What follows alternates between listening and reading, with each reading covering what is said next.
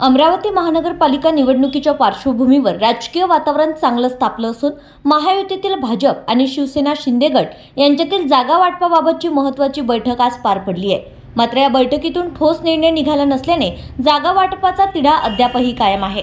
बैठक आटोपून बाहेर पडताना शिंदे गटाचे नेते व माजी आमदार अभिजित अडसूळ यांनी माध्यमांशी संवाद साधत आपली भूमिका स्पष्ट केली आहे। अभिजित अडसूळ यांनी सांगितले की शिवसेना शिंदे गटाकडून भारतीय जनता पार्टीला 25 जागांचा प्रस्ताव देण्यात आला असून त्याबाबत सविस्तर चर्चा सुरू आहे।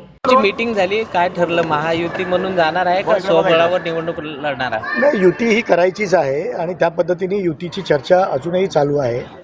मगाशी सुद्धा साधक बाधक चर्चा चांगल्या पद्धतीने झाली। अजूनही पुन्हा एकदा आम्ही बसणार आहोत। संजय राठोड जी आता अकोल्याला गेले, तिकडची सुद्धा काही चर्चा युतीची करून पुन्हा ते अमरावतीला येणार आहेत आणि रात्री पुन्हा आम्ही बसणार आहोत आणि युती व्हावी ही आम्हाला सगळ्यांचीच, प्रत्येकाची इच्छा आहे।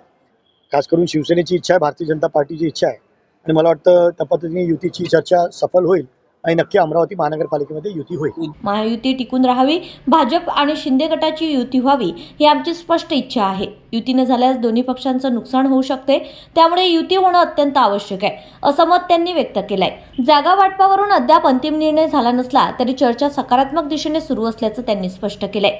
महायुतीच्या जागा वाटपावर निर्णय लांबत चालल्याने स्थानिक कार्यकर्त्यांमध्ये उत्सुकता वाढली असून उमेदवारांची तयारी आणि प्रचाराचं नियोजनही यावेळी प्रभावित होत आहे। भाजप व शिंदे गटातील नेत्यांमध्ये पुढील काही दिवसात पुन्हा बैठक होऊन तोडगा निघेल असा विश्वास अडसूळ यांनी व्यक्त केलाय। त्यामुळे अमरावती महानगरपालिका निवडणुकीच्या रणधुमाळीत महायुतीचे भवितव्य नेमके काय ठरणार याकडे सर्वांचं लक्ष लागलंय। प्रतिनिधी सागर डोंगरे, अमरावती।